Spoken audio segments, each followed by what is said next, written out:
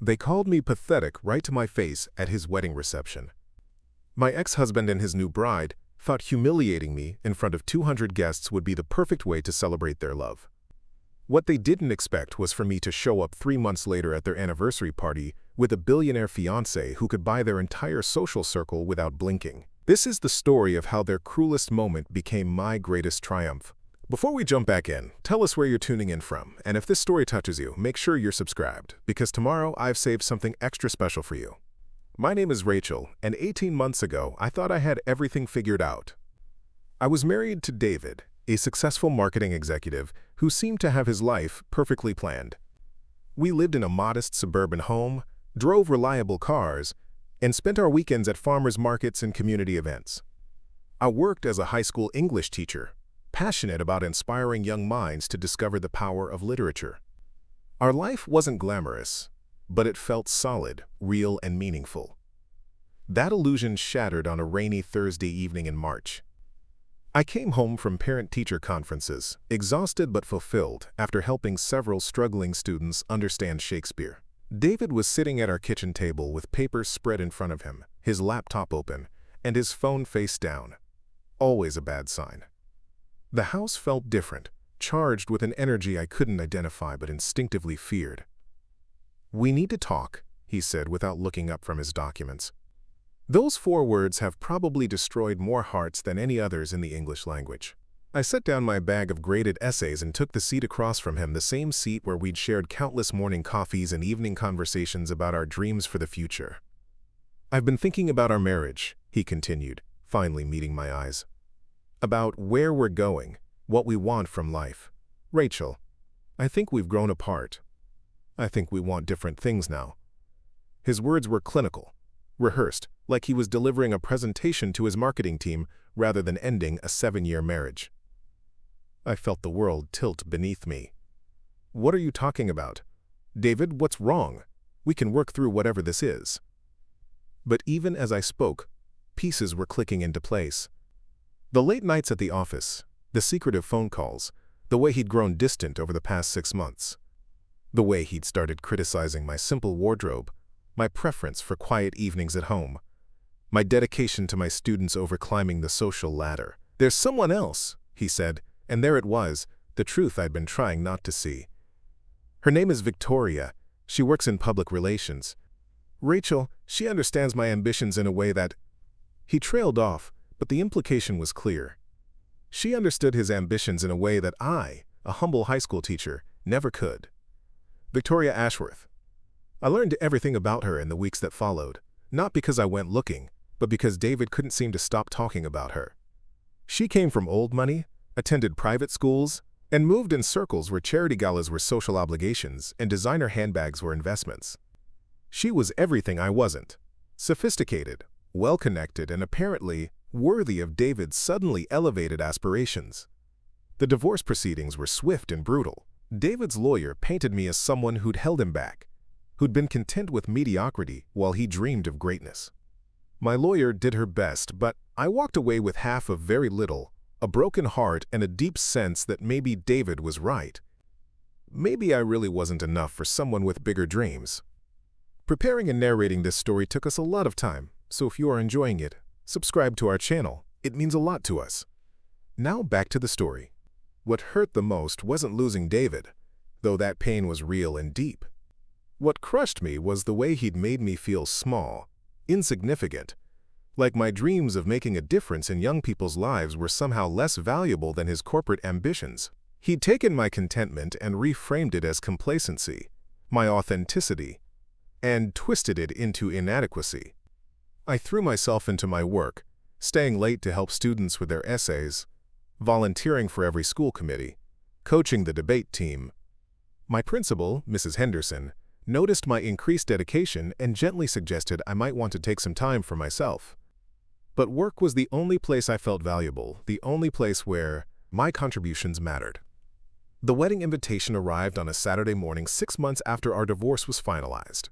I was grading sophomore essays on my living room floor, surrounded by papers and coffee cups, when I heard the mail slot clatter.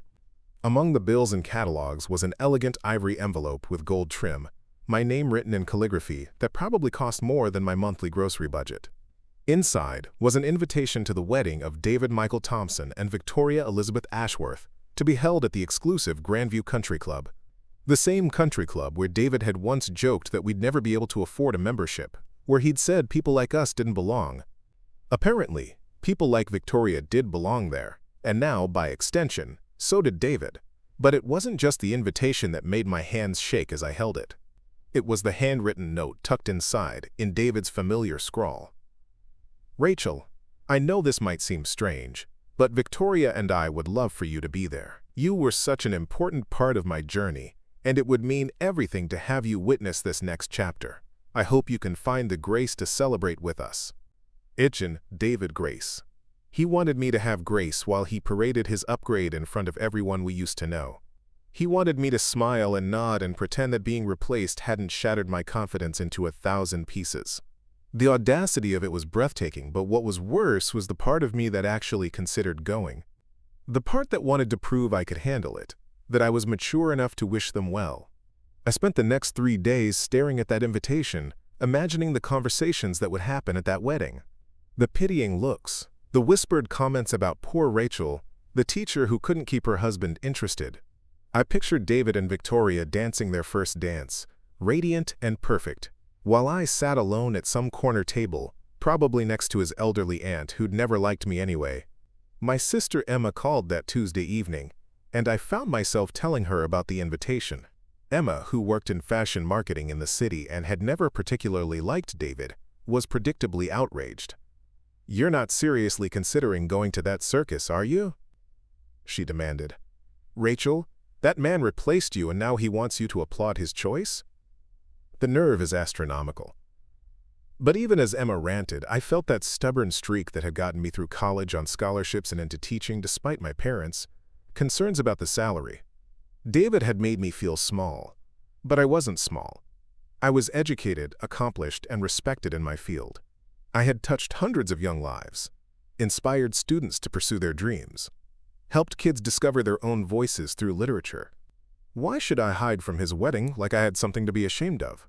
That night, I made a decision that would change everything. I was going to that wedding.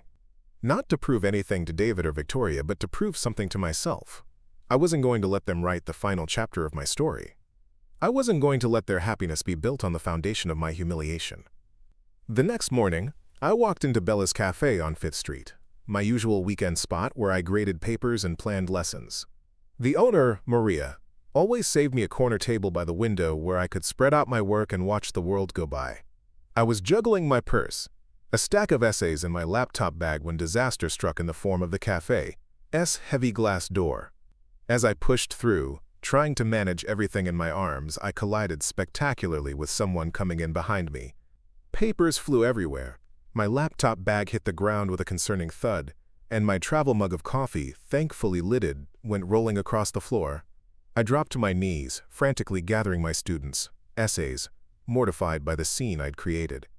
"I'm so sorry," I muttered, not looking up as I chased down a particularly rebellious essay about Macbeth's ambition.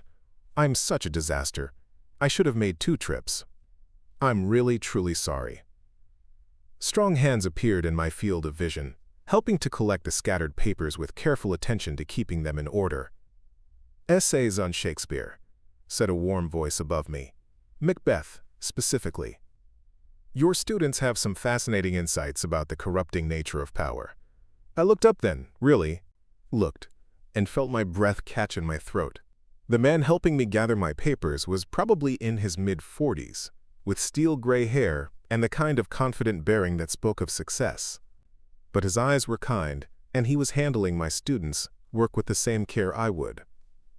"You read them?" I asked, surprised, as we both stood up, my papers now neatly stacked in his hands. Most people would have just grabbed the papers randomly, if they'd helped at all. This stranger had actually paid attention to what they were. "I couldn't help but notice the one on top," he said with a smile that made something warm unfurl in my chest. "Lady Macbeth as the true architect of Duncan's murder. That's a sophisticated argument for a high school student. You must be an excellent teacher to inspire that kind of critical thinking." Heat crept up my neck. When was the last time someone had complimented my teaching? David had started treating my profession like an embarrassing hobby in the last year of our marriage. Thank you, I managed. They're actually brilliant kids. They just need someone to believe they can think deeply about complex literature. Spoken like someone who truly loves what she does, he said, and the admiration in his voice was so genuine it made my eyes prick with unexpected tears. I'm Marcus, by the way, and you are clearly a teacher who inspires her students to greatness. Rachel, I replied, accepting my papers back from his steady hands. And I'm clearly a teacher who needs to learn how to navigate doors while carrying too much stuff. Marcus laughed, a rich sound that filled the cafe. Sock's morning bustle. Well, Rachel, since we've already been properly introduced by way of flying homework assignments, would you like to join me for coffee? I was about to order, and I'd love to hear more about what makes high school students write with such passion about 11th century Scottish kings. That's how I found myself sitting across from Marcus Hamilton in a corner booth, sharing stories about literature, teaching, and the magic that happened when young minds encountered great writing for the first time. He told me he was in real estate development, that he'd built his company from the ground up over the past 20 years. But what struck me most was how he listened when I talked about my students. How his questions showed genuine curiosity about the challenges and rewards of teaching. You light up when you talk about your work, he observed after I'd finished telling him about a breakthrough moment with a struggling student. It's beautiful to watch someone discuss their true calling. His words hit something deep in my chest. David used to roll his eyes when I got excited about a student's progress or a particularly engaging class discussion. He'd started treating my passion for teaching like an inconvenient quirk, something that kept me from focusing on what he considered more important things: his career, his ambitions, his social climbing. When we finally parted ways 2 hours later, Marcus asked if he could see me again. I said yes, though part of me wondered what someone so clearly successful could want with a divorced high school teacher who still lived in the same small apartment she'd moved into after her marriage fell apart. Our first real date was dinner at a quiet bistro downtown. Nothing flashy, but the kind of place where the food was exceptional and the conversation could flow freely. Marcus was fascinating, well-traveled, well-read, and genuinely interested in the world around him. But what drew me to him wasn't his success or sophistication. It was the way he made me feel like my thoughts mattered, like my experiences were worth hearing about. Over the next few weeks, we saw each other regularly. Marcus would stop by the cafe on weekends, not just to see me, but because he genuinely enjoyed watching me work with my students' papers. He'd bring books he thought I'd enjoy, ask about my lesson plans, and listen with genuine fascination as I described the magic of watching teenagers discover their own voices through writing. It was during our fourth date that I told him about the wedding invitation. We were walking through downtown after dinner, and the question he'd asked about my weekend plans had made the whole story come tumbling out. I told him about David, about Victoria, about the invitation that felt more like a slap in the face than an olive branch. Marcus listened without interrupting, his expression growing thoughtful as I explained how David had made me feel inadequate, how the invitation felt like one final humiliation designed to put me in my place. When I finished, Marcus was quiet for a long moment, processing what I'd shared. "Are you going?" he asked finally. "I don't know," I admitted. Part of me wants to prove that I can handle it, that I'm bigger than their petty games, but another part of me thinks I'd just be setting myself up for more humiliation. Marcus stopped walking and turned to face me. "Rachel, can I tell you something? In 20 years of business, I've learned to read people pretty quickly. Your ex-husband sounds like someone who measures worth by external markers: money, status, connections. He couldn't see your value because he was looking in all the wrong places." His words were balm to wounds I didn't realize were still bleeding. "Maybe he wasn't wrong, though," I said quietly. "Maybe I really am too simple for someone with bigger ambitions." Marcus shook his head firmly. "You're not simple, Rachel. You're genuine. You're passionate about something that matters. You're making a real difference in young people's lives every single day. That's not simple. That's extraordinary. And if your ex-husband couldn't see that, then he's not just wrong. He's an idiot." That night, Marcus made me an offer that would change everything. "Let me take you to that wedding," he said as we stood outside my apartment building. "Let me show you what it feels like to walk into that room knowing you're exactly where you deserve to be." I stared at Marcus in disbelief. Here was this incredibly successful, sophisticated man offering to accompany me to my ex-husband's wedding, not out of pity, but because he believed I deserved to hold my head high. The weight of his offer settled over me like a warm blanket, and for the first time since receiving that invitation, I felt something other than dread about the upcoming celebration. "You would really do that?" I asked, my voice barely above a whisper. The streetlight cast golden shadows across his face, and I could see nothing but sincerity in his expression. This wasn't some grand gesture meant to impress me or make him look good.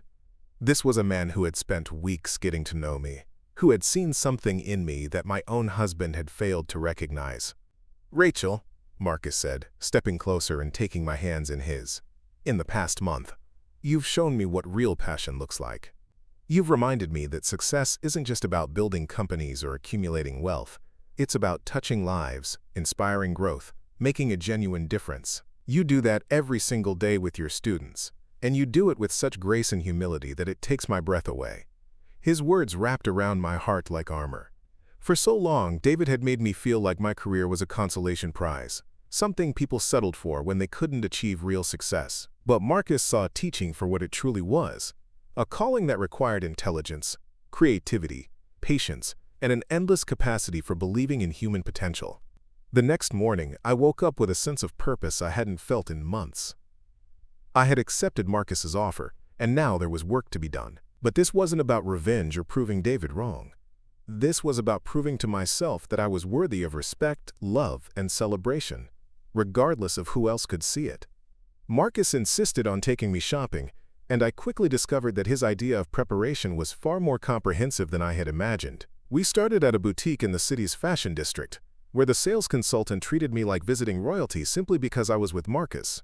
The woman, whose name was Isabella, had an eye for what would work with my figure and coloring that bordered on the supernatural. "You have beautiful bone structure," Isabella told me as she held up dress after dress, "and your skin tone is perfect for jewel colors.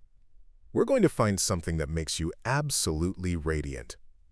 As I tried on outfit after outfit, I began to see myself differently. The woman looking back at me from the boutique's three-way mirror wasn't the dowdy teacher David had grown tired of. She was elegant, confident, and undeniably beautiful. We settled on a stunning sapphire blue dress that hugged my curves in all the right places, while maintaining an air of sophisticated elegance. The fabric was luxurious without being ostentatious, the cut was timeless yet modern, and the color made my eyes absolutely sparkle. When I emerged from the dressing room wearing it, even I was stunned by the transformation. Marcus's reaction was everything I could have hoped for. His eyes widened, and for a moment he seemed to forget how to speak. "Rachel," he said finally, his voice rough with emotion, "you look absolutely breathtaking. That dress was made for you." But the shopping trip was only the beginning. Marcus arranged for a professional stylist to do my hair and makeup the morning of the wedding, someone who understood how to enhance natural beauty rather than create a mask. He also insisted on hiring a driver for the day, explaining that arriving in style was part of feeling confident. "I don't want you to worry about parking or directions or any of those little details," he said as we finalized the plans. "I want you to focus entirely on walking into that room knowing you belong there." His attention to every detail was overwhelming, but more than that, it was healing. David had never put this much thought into making me feel special, even when we were happily married. The week leading up to the wedding, I found myself changing in ways I hadn't expected. My students noticed it first. Mrs. Patterson, one of my seniors, actually asked if I'd gotten some good news because I seemed to be glowing. I was standing taller, speaking with more confidence, and approaching my teaching with a renewed sense of purpose and pride. During lunch breaks, instead of hiding in my classroom, I started joining the other teachers in the faculty lounge. I contributed to conversations about curriculum development and shared ideas for engaging reluctant readers. When the principal asked for volunteers to present at the district's education conference, I raised my hand without hesitation. The woman who had been shrinking into herself was finally remembering how to expand. Marcus and I continued our regular dinner dates, but now they felt different. I wasn't just the broken divorcee he was helping to heal. I was becoming someone who could match his intellectual curiosity and emotional depth. We debated literature, discussed educational policy, and shared dreams about making meaningful contributions to the world. He told me about his company's scholarship program for underprivileged students, and I shared my ideas for expanding after-school tutoring programs. One evening, as we walked along the waterfront after dinner, Marcus told me something that shifted my entire perspective on our relationship. "You know, Rachel, I've dated a lot of women over the years. Successful women, sophisticated women, women who looked perfect on paper, but I've never met anyone who inspired me the way you do." I looked at him in surprise. "Inspired you? Marcus, you've built an empire. You've achieved more in 20 years than most people do in a lifetime. What could I possibly inspire you to do?" He stopped walking and turned to face me, the city lights reflecting in his eyes. "You've inspired me to remember why success matters. It's not about the money or the recognition or the power. It's about having the resources to make a real difference, to lift others up, to create opportunities for people who might not otherwise have them. Watching you pour your heart into your students, Futures has reminded me that true legacy isn't what you build, it's what you help others become." The night before the wedding, I couldn't sleep. I lay in bed staring at the ceiling, thinking about the journey that had brought me to this moment. 18 months ago, I was married to a man who made me feel small and unremarkable. Tomorrow, I would walk into his wedding celebration as a woman who finally understood her own worth, accompanied by a man who saw me as I truly was, not despite my profession, but because of the passion and purpose it represented. I thought about my students, about the young woman who had discovered her love of poetry through our unit on Maya Angelou, about the shy boy who had found his voice writing about social justice themes in To Kill a Mockingbird, about the graduating seniors who still sent me thank you notes years later, telling me how our classes had influenced their college choices and career paths. David had never understood that these connections, these moments of growth and discovery, were worth more than any corner office or luxury car. The morning of the wedding arrived gray and drizzly, but by the time the stylist finished with my hair and makeup, the sun had broken through the clouds, like a promise. I looked in the mirror and saw a woman I barely recognized, not because she looked different, but because she finally looked like herself. Confident, radiant, and absolutely ready to face whatever the day might bring. Marcus arrived precisely on time, looking devastatingly handsome in a charcoal gray suit that had clearly been tailored specifically for him. But when he saw me, his usual composed demeanor cracked slightly, and I caught a glimpse of something raw and wonderful in his expression. "You are going to steal the show," he said, offering me his arm. "But more importantly, you're going to remind everyone in that room what true elegance looks like." As our driver navigated the city traffic toward the Grandview Country Club, Marcus held my hand and told me about his own experience with toxic relationships, about learning to distinguish between people who appreciated his success and people who appreciated him as a person. "The right person will see your value immediately," he said, squeezing my fingers gently. "They won't try to change you or diminish you or make you feel like you need to be more than you already are. They'll simply feel grateful that you exist."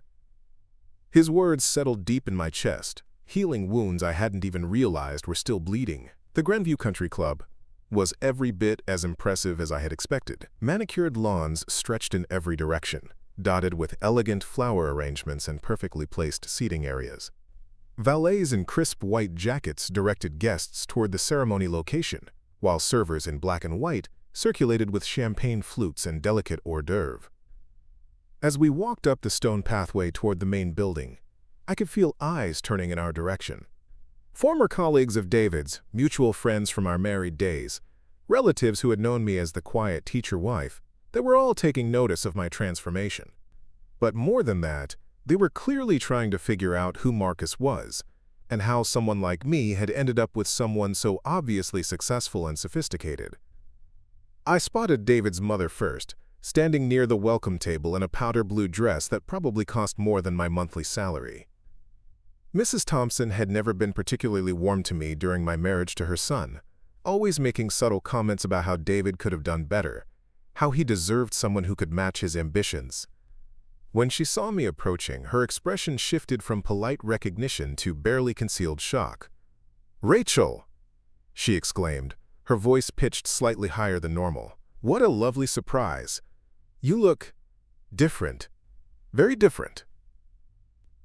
Her eyes kept darting to Marcus, taking in every detail of his expensive suit, his confident bearing. the way he kept his hand protectively at the small of my back. "Thank you, Mrs. Thompson," I replied with genuine warmth. "You look wonderful as always.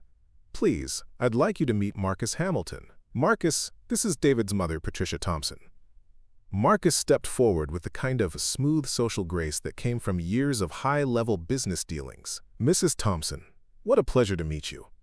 David is a fortunate man to have such an elegant mother. And what a beautiful venue you've chosen for the celebration." His compliments were perfectly pitched, respectful, genuine, and just formal enough to convey his own social standing without being pretentious. Mrs. Thompson practically glowed under his attention, and I watched her entire demeanor shift. Suddenly, I wasn't the disappointing daughter-in-law who had held her son back. I was the intriguing mystery woman who had somehow attracted this obviously successful and charming man. The transformation was as amusing as it was validating. As we moved through the cocktail hour, the pattern repeated itself over and over. People who had barely acknowledged me during my marriage were now eager to catch up, to meet Marcus, to understand how the quiet teacher had ended up with someone so clearly out of their social league. But Marcus handled every introduction with perfect grace, always making sure to highlight my accomplishments and contributions, rather than allowing the conversation to focus solely on his own success. When David's college roommate asked what Marcus did for a living, Marcus smoothly deflected the question. "I'm in real estate development, but I'm much more interested in hearing about Rachel's work. Did you know she was just selected to present at the state education conference?" Her innovative approaches to engaging reluctant readers are being studied by school districts across the region. I felt my cheeks warm with pride. Marcus wasn't lying. I had been selected for the conference presentation, though I downplayed its significance even to myself. But hearing him speak about my achievements with such obvious admiration made me realize that maybe they were more significant than I'd allowed myself to believe. The ceremony itself was held in the club's rose garden, with rows of white chairs arranged facing an elegant arbor draped in flowing fabric and cascading flowers. As we took our seats toward the back, I caught my first glimpse of David standing at the altar with his groomsmen. He looked handsome in his tuxedo, I had to admit, but there was something different about him, a tension in his shoulders, a tightness around his eyes that suggested all was not as perfect as it appeared.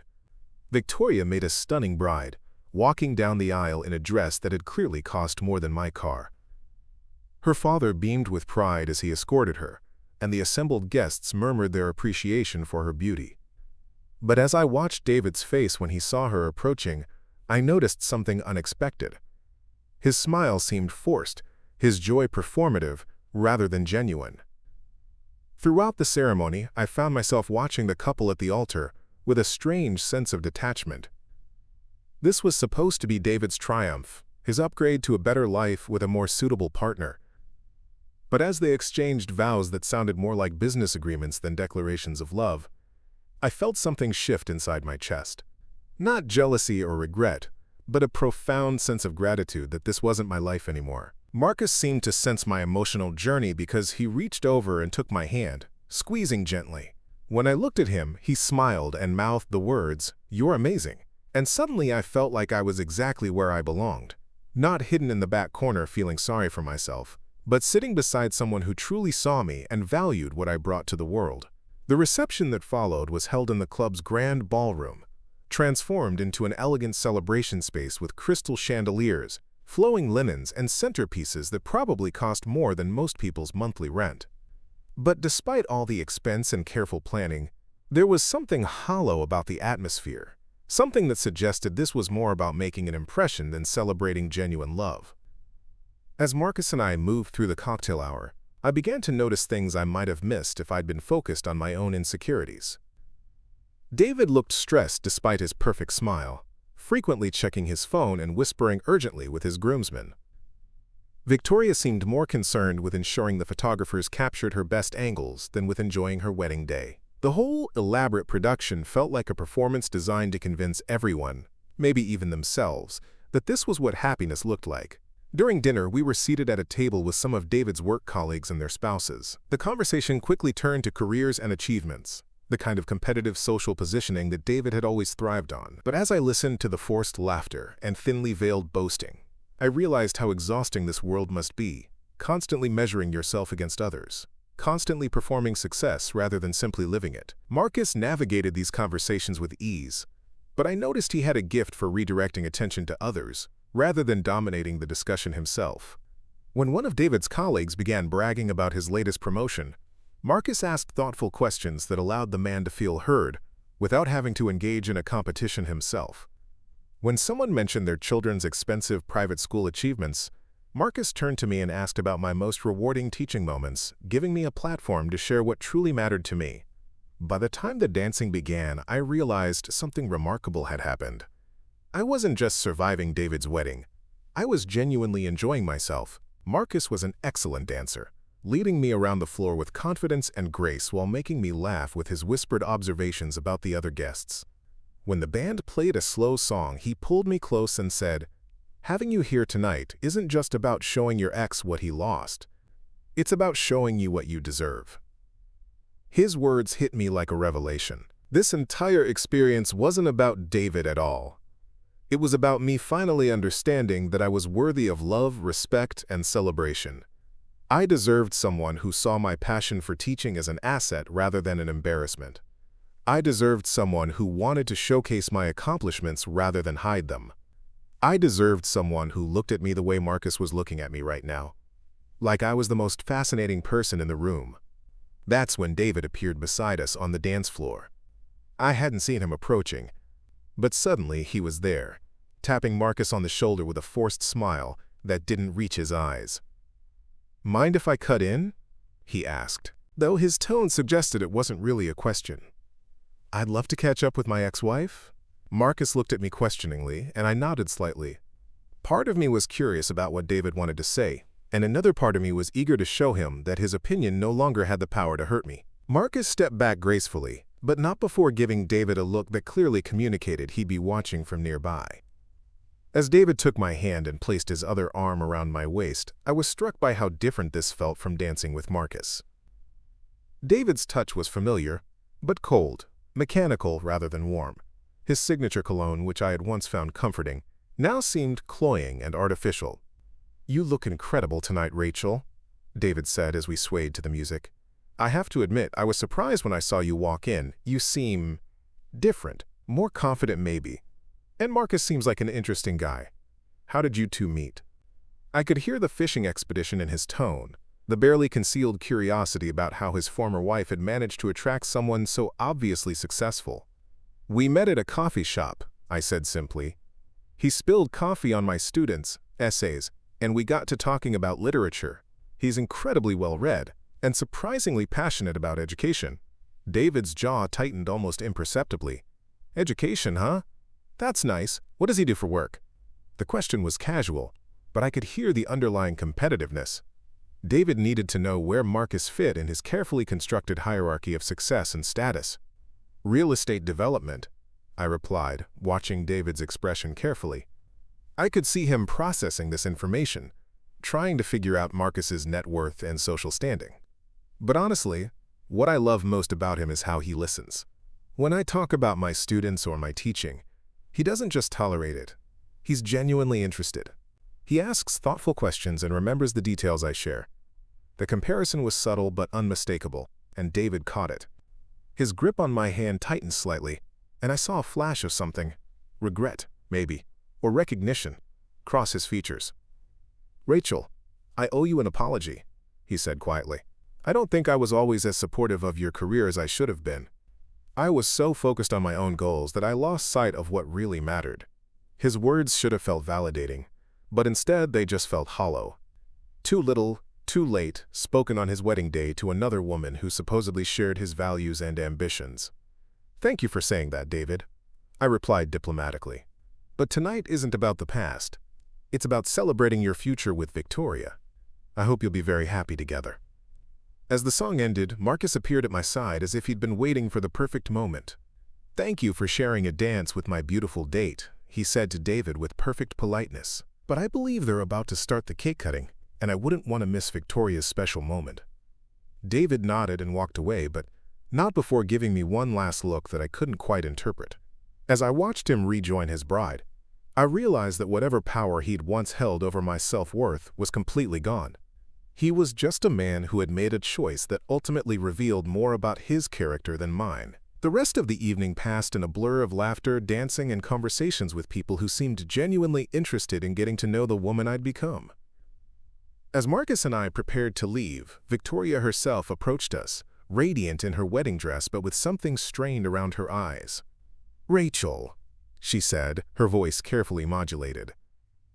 "Thank you so much for coming tonight. It means a lot that you could celebrate with us." Her words were perfect, but there was something underneath them. A note of uncertainty, perhaps, or a question she couldn't quite voice. "Congratulations, Victoria," I replied warmly. "You make a beautiful bride, and the wedding was absolutely stunning. I hope you and David have a wonderful honeymoon." I meant every word.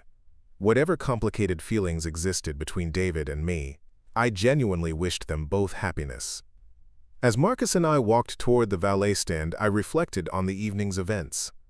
I had come to this wedding expecting to feel small, insignificant, maybe even humiliated.